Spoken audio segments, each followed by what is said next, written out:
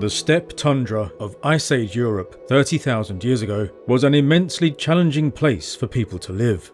Vast ice sheets covered the north of the continent, and the land was dominated by herds of enormous animals and deadly predators, and there were few trees to use for shelter, tools and fuel. And yet people did live here for thousands of years. Between about 33,000 and 22,000 years ago, groups of related people lived in caves, rock shelters and open-air settlements. They hunted the massive animals for their meat, teeth, bones and hides to create tools, clothing and shelter. And these people didn't just survive in this hostile environment, they thrived here. They developed technologies and traditions that led to surprisingly complex and sophisticated societies. We can see this in their burial traditions that included grave goods, sometimes in enormous quantities, suggesting the emergence of social inequality. And perhaps most notably in their incredible artistic traditions of engravings, rock carvings, and animal and human figures, including the world-famous Venus figurines carved from stone, ivory, and moulded from clay. These people were so technologically advanced, in fact, that they were the first people in the world to create ceramics. So who were these people? Where did they come from? Where and how did they live? How could they create so much art in the depths of the Ice Age? And what ultimately happened to them? This is the awe-inspiring story of the lords of the Mammoth Steppe, the Gravettians.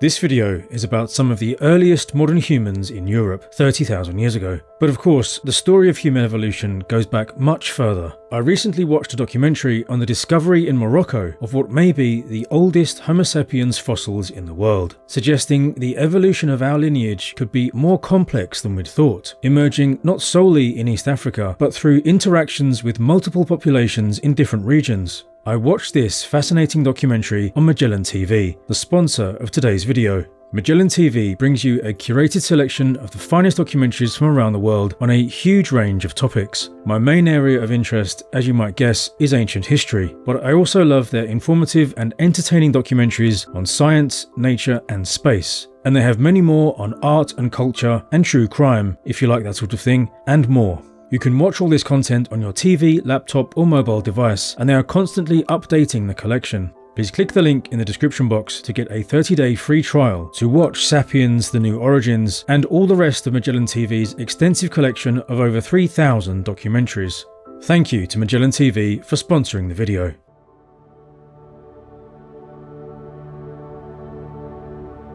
Europe in the Paleolithic era was a very different place to today. It was far colder and drier, and the north of the continent was covered by vast ice sheets. Much of the rest was a steppe tundra, grazed by megafauna like bison, woolly rhinoceros, and the iconic woolly mammoth. Because so much water was bound up in the ice sheets, the sea level was significantly lower than it is today, changing the coastlines and creating more land area in the south and west. And while there's essentially no true wilderness left in Europe now, in the last glacial period, the entire continent remained essentially unchanged by human hands. It's incredible to imagine all those thousands of miles of largely treeless wilderness, dominated by enormous herds and their predators, meandering rivers teeming with fish, and long, pristine coastlines. And into this wild landscape came small bands of people, trying multiple times to colonize the virgin land, sometimes striking deep into the heart of Europe before retreating or dying out, perhaps even being pushed out or killed by the Neanderthals who lived here. The first Homo sapiens to live permanently right across Europe arrived sometime before 40,000 years ago, a period known as the Upper Paleolithic, the long final part of the Old Stone Age. The Neanderthals pretty much died out after limited mixing with Homo sapiens, and now our lineage would take over. These people were known for a long time as Cro-Magnons, named after human remains discovered in a rock shelter in southwest France in the 19th century. These first Europeans tend to be called European early modern humans now, and the hard lives these people lived left evidence in the ground that archaeologists classified into distinct types. It isn't the earliest known, but the earliest widespread type is known as the Aurignacian, dating from at least 43,000 to about 28,000 years ago. This was succeeded by the Gravettian, which lasted from about 33,000 to 21,000 years ago. There was some overlap between the two. Now, these classifications, Aurignacian and Gravettian, are archaeological terms for techno-complexes or tool industries. This basically means the specific types of stone tools they used, but these terms also came to be used more generally for all the material evidence associated with these stone tools. The bone and antler tools they used, the artwork they made, their burial traditions, the kinds of structures they built, their physical remains and the people themselves, and the era generally, and that's how I'm using the term Gravettian. Recent advancements in ancient DNA analysis are now revealing how genetic populations relate to those previously defined techno-complexes and how they relate to one another. And it seems that populations of Aurignacians, the Cro-Magnons, the earliest widespread modern humans in Europe, were the ancestors of the Gravettians. Or rather, one group of Aurignacians from what's Western Russia today migrated or spread westwards right into the heart of Europe, where their ways of life and technologies over the generations gradually became what we define as Gravettian. And a second group of Aurignacians from what's now Belgium spread out across West and Southwest Europe, forming a second related population of Gravettians. These two related populations also interbred, especially in Central Europe. The East-West genetic differences are also seen in how they lived and how they buried their dead. In the West, these people tended to live in cave shelters and buried their dead in caves, while in Central and Eastern Europe they preferred to live in open-air settlements and buried their dead in or near their settlements with grave goods and personal ornaments. The Gravettians spread out to occupy most of the habitable zones of Europe, even venturing far into the north close to the ice, where Belgium and northern France are today. In the northeast, there were Gravettian settlements at latitudes of 60 degrees north. For example, the famous site of Sungir, I'll talk about later, and possibly even further north. And the Gravettian technologies and lifestyles also allowed them to settle in new environments, like the southern part of the Iberian Peninsula. So throughout their long occupation of Europe, the Gravettians were widely distributed. However, they were concentrated in certain core areas, such as the open-air settlements of the Central and East European plains and the cave and rock shelters of southwest France. And their overall population numbers at any one time were shockingly low.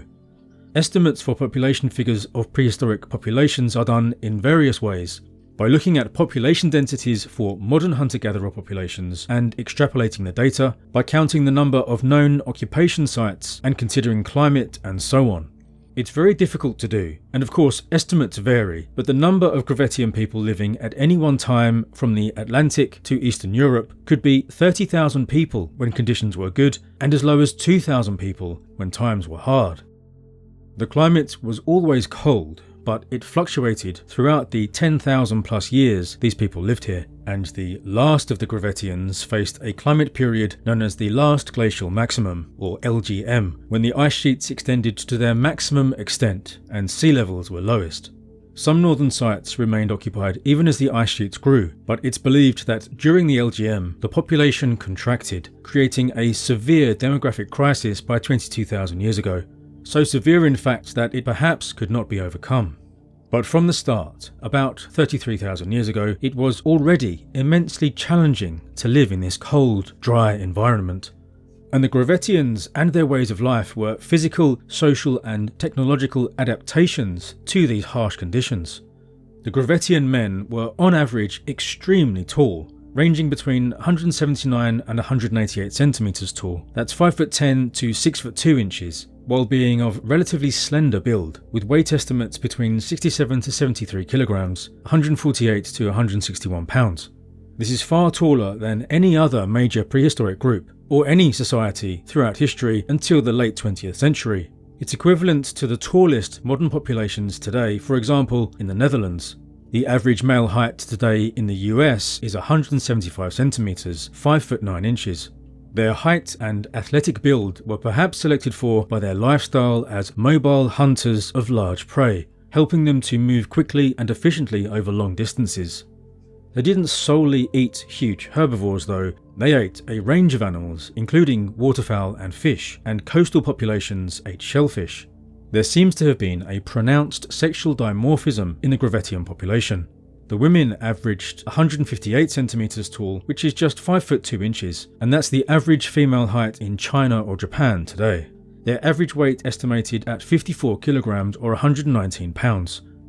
Genetics are one factor in adult height, and the others are nutrition and stress, like childhood illnesses.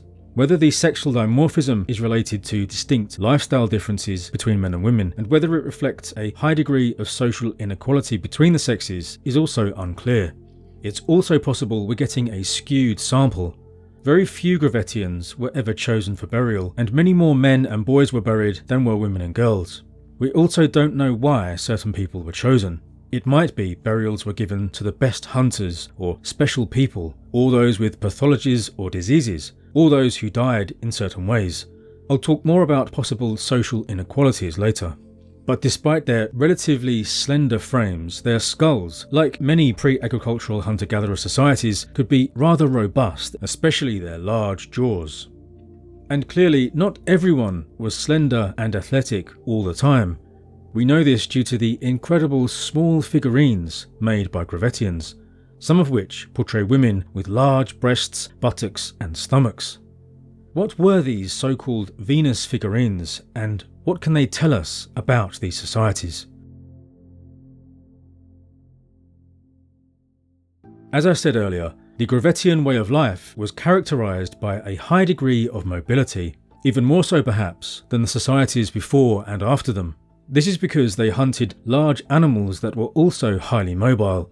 They also used a wide range of tool types made from various kinds of stone. Some tools were for hunting and others for processing meat and hides and other work.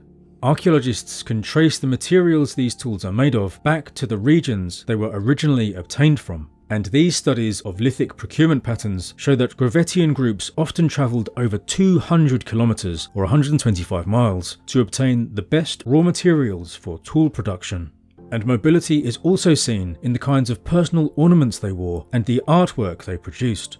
Their Aurignacian ancestors had created beautiful cave arts and incredible small figurines of animals and people, and human-animal hybrids.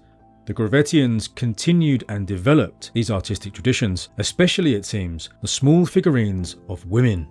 These were called Venus figurines in the 19th and early 20th century by the completely fascinated antiquarians who loved finding and collecting them.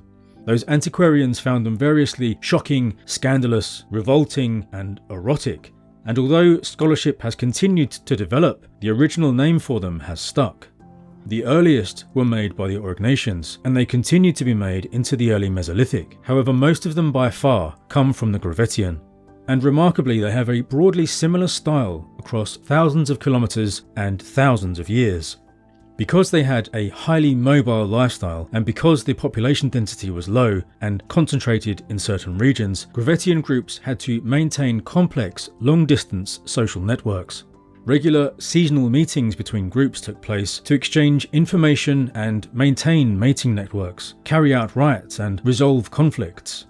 The commonalities in material culture, including the Venus figurines, suggests they maintained some common beliefs between these different groups.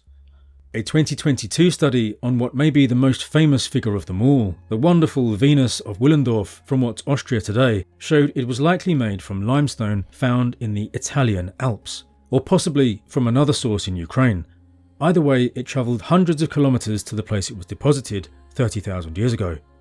Whether someone carried it in a single long journey, or if it passed through many hands over many years, it was important enough to make such a journey.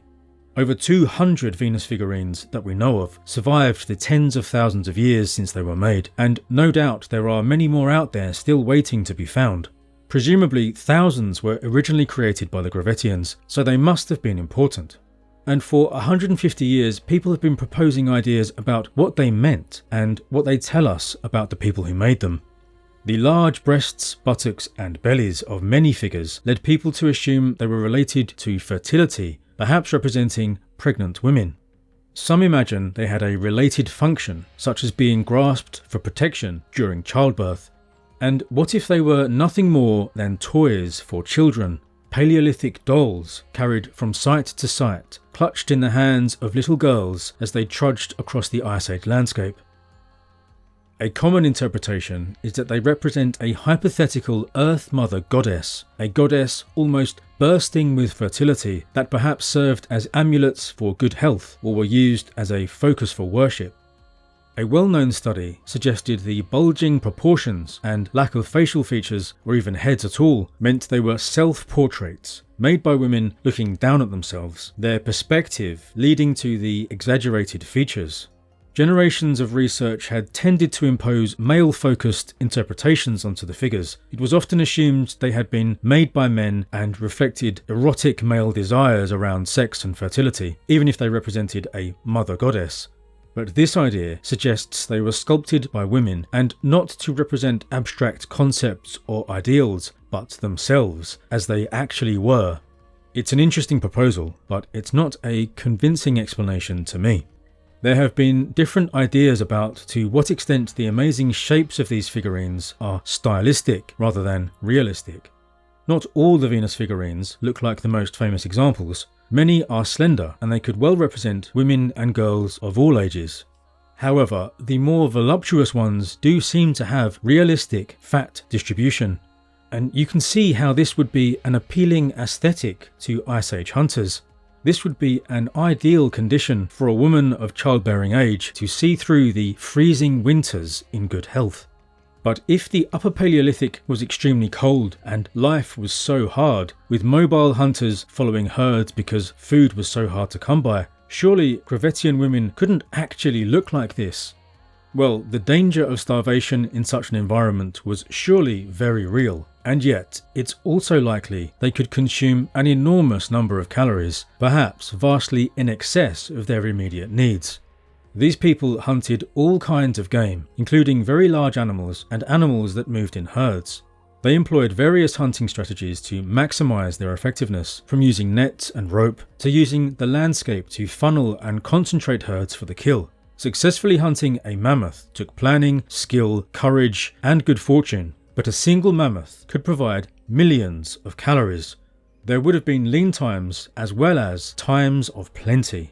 The tribes who ensured their women received an abundance of calories to see them through harsh winters and lean times, while having enough physical resources to move long distances and successfully bring children to term and then provide enough milk to nurse them would have been the ones who survived.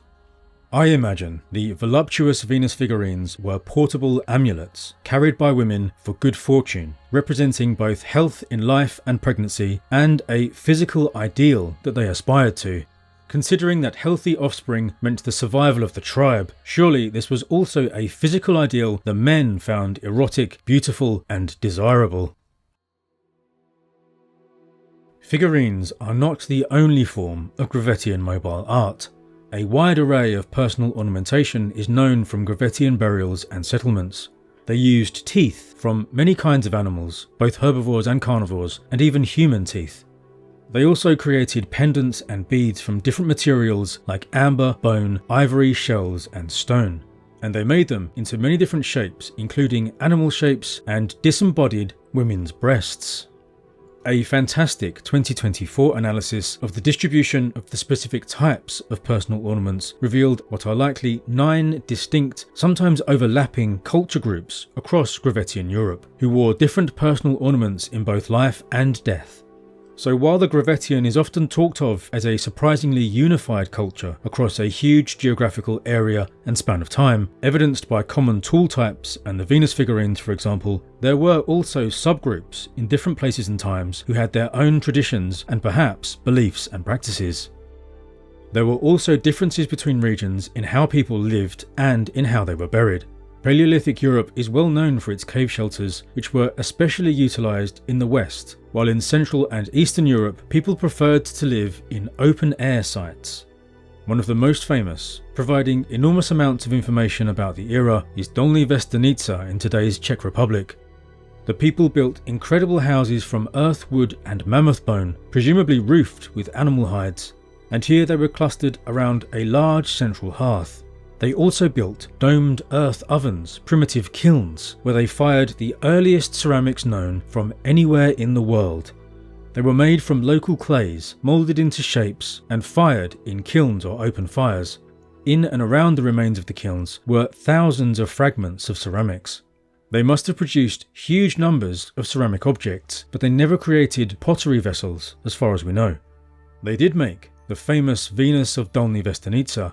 Amazingly, they found traces of a child's fingerprint still in the clay. I wonder if that adds weight to the idea these figurines could be children's toys. I can imagine the excited child unable to quite keep her hands off it before it was fired. This site is also famous for the tiny ivory statuette of a woman's head, with her hair pulled up in a bun and a kind of scar across her left eye. And incredibly, nearby a burial was uncovered of a mature woman perhaps 40 years old who had a deformity on the left side of her face. It seems then that this could be the earliest known portrait of a specific individual. Imagine someone sitting carving this tiny object, perhaps observing their subject as they did so, about 26,000 years ago, maybe sitting in the doorway of a mammoth bone hut where the light was good. Perhaps it was a way to honour an elder woman in their society, to mark her features in an ageless material. Or maybe it was an imagined self-portrait by a talented artist who also worked in ceramics. Either way, her burial seems to have been quite special. Her remains were covered in red ochre, a naturally red clay earth pigment that was very popular in burials around the world from the Paleolithic onwards. Also included in her burial was a mammoth shoulder blade and the remains of a fox. These, along with her age and deformity, led some to speculate she was a shaman-like figure. There's another famous and very strange triple burial at Dolní Věstonice. It's of 3 young men. The one on the left had his hands placed over the groin of the one in the centre, who was quite severely disabled, and the one on the right was buried face down, his arm entwined with the one in the centre. Because they were very small and slender, it was long assumed that the central figure was a woman, but genetic testing suggests it was a man, deformed by his disability. It's possible that the centre and right figures may be brothers. The one on the left may have been killed by a thick wooden stake driven through his hip or groin in the grave. They were covered by a structure of spruce branches. It seems as though this odd burial was recording some kind of social drama involving the death of a disabled youth and maybe ritual murders. We don't know what it means, but it does demonstrate the complicated social practices and burial customs of these people. There are more incredible burials known from this era that tell us about the surprising complexity of these societies. Far to the east and further north, 200 kilometers east of Moscow in fact, was a settlement and burials at a site known as Sungir. It's famous for its burials of 2 youths in one grave and a mature man in another. The man was about 35 to 45 when he died, and he was killed by a puncture wound to the neck. Either a projectile or handheld blade was punched through his neck all the way to the vertebrae, severing the arteries and killing him quickly. Whether it was a hunting accident or a premeditated murder or a ritual killing, we can't say. The twin burial of the 2 youths, buried head to head, contained extraordinary burial goods, including thousands of perforated ivory beads, which were probably sewn onto clothing, hundreds of perforated Arctic fox canines, ivory pins, disc-shaped pendants, ivory animal carvings, and long spears of mammoth tusk, one of them 2.4 meters long. The man's burial too contained thousands of ivory beads.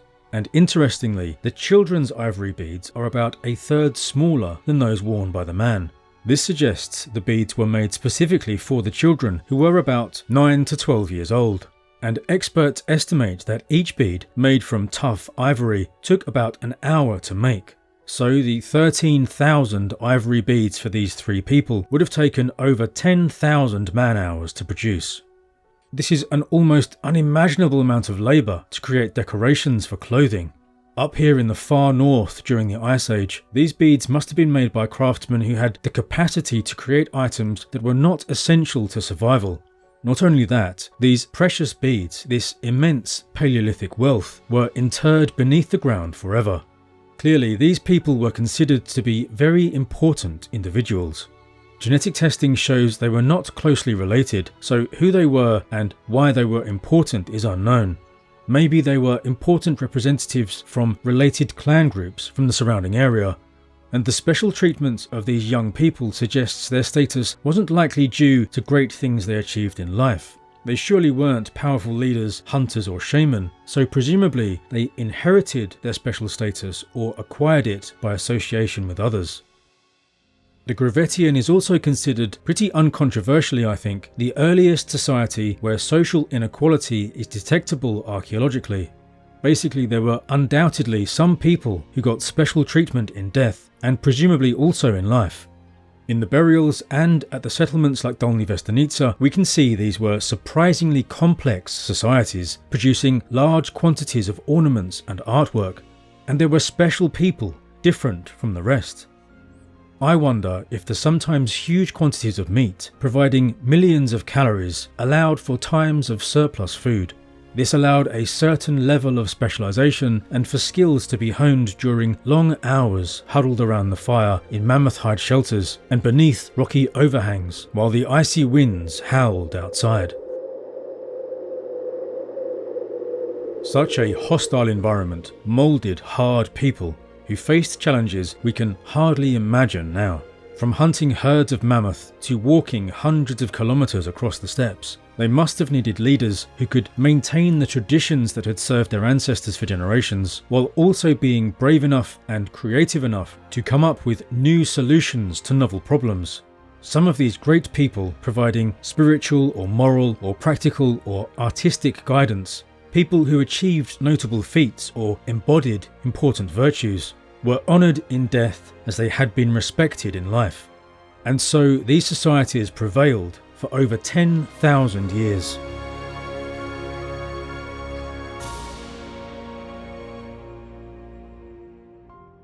But the climate continued to fluctuate through cold and even colder cycles through the era of the last glacial maximum until about 22 to 21,000 years ago.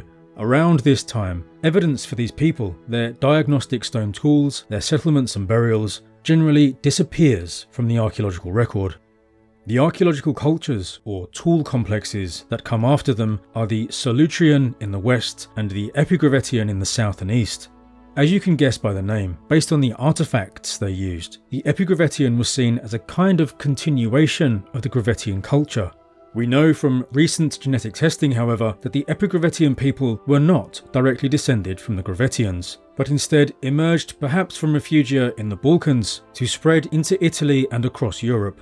The Solutreans, though, were Western Gravettians who developed a new way of life to survive the worst of the cold weather in the relatively warm landscapes of Iberia, which sounds like a wonderful idea to me. Thank you very much to my patrons and channel members for supporting the channel. If you enjoyed this video, please support my work on Patreon or as a channel member so I can continue to produce this kind of video. And please do hit like and subscribe to the channel and let me know if you're interested in more Paleolithic era content. Now, to find out more about the beliefs of our Ice Age ancestors, please watch this video now on the reconstructed myth of the Ice Age Hellhound. Thank you for watching.